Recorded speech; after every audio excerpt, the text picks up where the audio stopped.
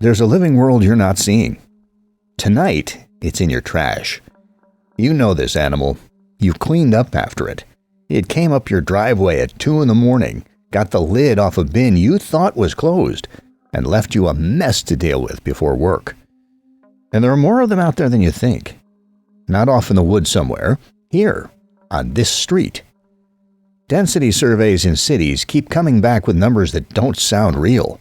Around 100 raccoons per square kilometer in Toronto, 125 in one park in Washington, D.C. Out in actual forest, the same animal manages about 8. So, your neighborhood is carrying raccoons at more than 10 times the density of the woodland they're supposed to have come from. This isn't something that wandered in from the wild. Your street is the good habitat, the best they've ever had. You are standing in the middle of the population. And you've seen one, twice? And you know one fact about it. The fact everybody knows. It washes its food. It doesn't. That's not what's happening, and it never was. Start with the thing that kills the story. If a raccoon were cleaning its food, it would clean the dirty food more than the clean food. It doesn't. Give it something spotless, and it does exactly the same routine. Dunks it, turns it, works it over between both hands for just as long. There's nothing to wash. It does it anyway. So it's not hygiene. It's something else. And the answer is in the hands.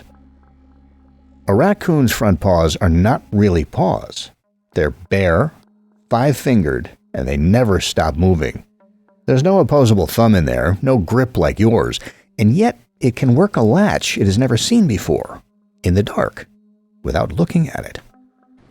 Because the hand isn't for holding, it's for seeing. Nearly 2/3 of the part of a raccoon's brain that handles the senses, the whole region that takes in touch from every inch of the animal, is given over to the front paws alone. Not the eyes, not the nose, the hands. Most of its picture of the world arrives through its fingertips, which is why you'll watch one working at something and notice that it isn't looking at it. It's already got a better view.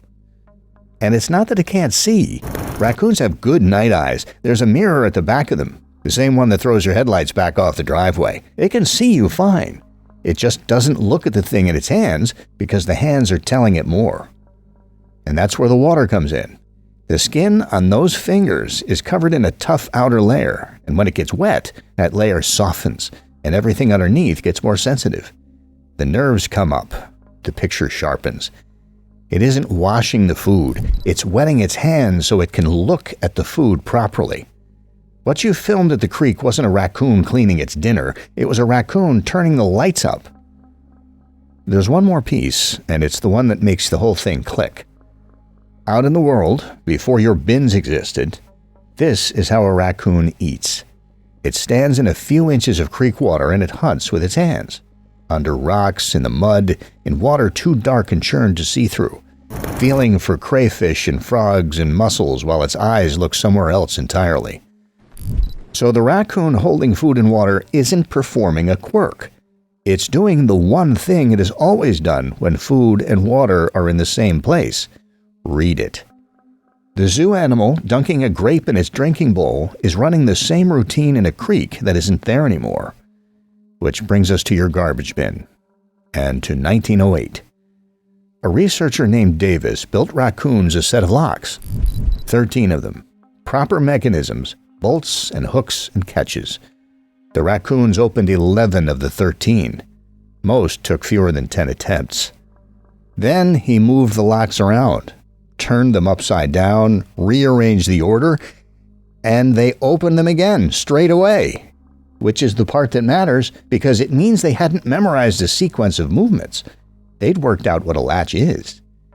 Davis put their learning speed with a rhesus macaque. And they don't forget. In follow-up work, raccoons still had the answer to a problem 3 years after they last saw it. 3 years off one short session. So think about what that means on your driveway. The clip is not an animal wrecking your bin. It's an animal that has met your latch before, solved it once, remembered it for as long as you've owned the bin, and is now doing it again in the dark. By hand. Without looking.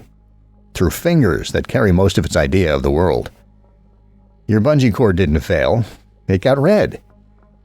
Which is why a tighter cord was never the answer. What holds is a catch that needs two things done at once. Anything you can undo by feel in the dark without looking, so can it. And it has better hands for it than you do. None of this is a raid.